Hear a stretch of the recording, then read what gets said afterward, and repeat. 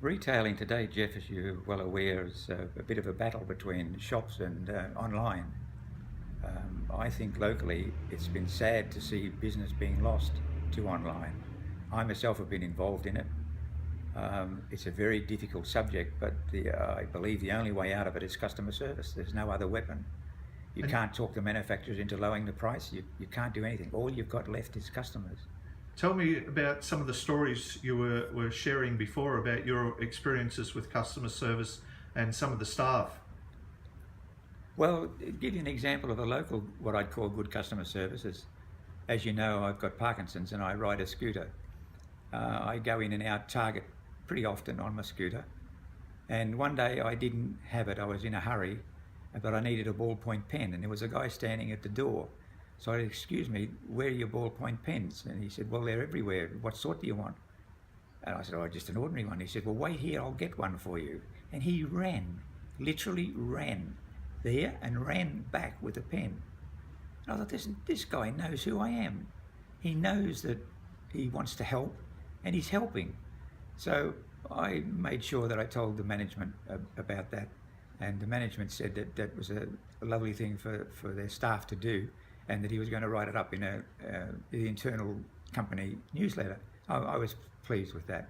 Yeah, that's terrific. And you were telling me about years ago, back in the 80s, that you were in retail, and you had your staff responding to customers in a certain way. Tell me Well, about their conversations between think, each other. I think one of the biggest problems in customer service nowadays is lack of supervision. Now we have money constraints, so management is reduced. It doesn't stop the problem, and the problem is staff doing as they want to do, not what they should be doing. At one stage, I noticed in our store that the girls were, when there were no customers around, they're joking between one another. And then a customer would come in and they would stop the story and the jokes and deal with the customer until the customer left. So I had a meeting with everybody and I said, from now on there will be no jokes in the shop between you unless you involve a customer. So the girls, to get their talking time, involved a customer, and it took only a couple of days for customers to say to me, "This is a lovely shop to come into. Everyone is so cheerful and helpful." And our sales went well. Seriousness, for instance, you must have fun. We would have yearly event where the street would close and you'd have all the goods out on the street. And I had strict instructions to the staff that you will sell every item on that regardless of the price. The price is not an issue, and we suggest you have fun with people. Have an auction and then give it to them for a quarter of the price. Don't charge anybody anywhere near what it's worth. We're giving it away because it's dead stock anyway. So everybody every year crowded our stalls because there were bargains, genuine bargains, and it was great fun. So you have to turn their experience into fun. Yes. Primarily, but there are other ways. Damn good customer service is one of them. Recently I had a computer situation where I had two choices. I could deal with the problem online or I could deal with local people. Yep. I went into one business and found out that they were arrogant and dismissive of me. I went into another and found out they were very helpful.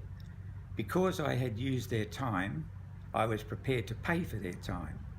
And Not look for the cheapest price. Not look for the cheapest price, because I was getting a pretty good deal, because they were giving me advice that if you go and get it commercially, it can cost you $100 an hour. So you've got to weigh the price up versus the service. So anyone who does that is fine. I don't have an argument. I will support Shepparton dealers anytime that is the case. But sometimes people don't try, like an online or marketing point of view. I was looking for some cycling equipment, a heart rate monitor, for instance. No one had one in Shepparton. No one had stocked one in Shepparton. So I started to look online and found that I could get it from Ireland at a cheaper retail price than anything around Australia.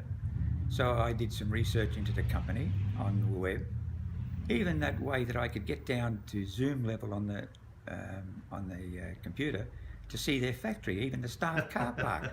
So I knew who they were, and their attitude to me over the internet was amazing. And I had a tracking system. I ordered this product on a Thursday evening of about 6 o'clock. I had it in my hands on Tuesday from the other side of the world. And you were following its progress. And I was following its progress. And I was so impressed that I had another product in the cycling business again. I did the same thing, and the same thing happened. I ordered again, and the third time I remember sitting in the lounge room looking at my clock saying, oh gee, my parcel from overseas is about due. And I walked outside fully expecting a truck to pull up, and it did. I mean, within 15 minutes, my God, from the other side of the world. A couple of websites that I saw in Australia were very unhelpful compared to what I'd seen overseas.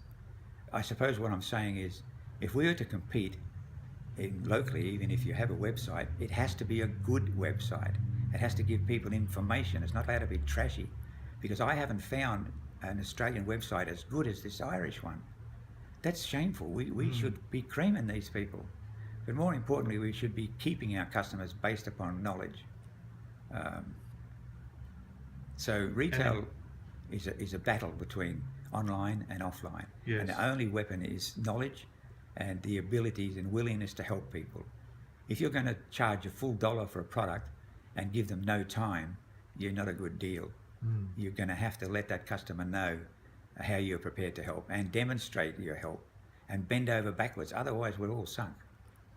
Barry, terrific. Always great talking to you, and we'll talk again. Thanks, Thank Jeff. you so much.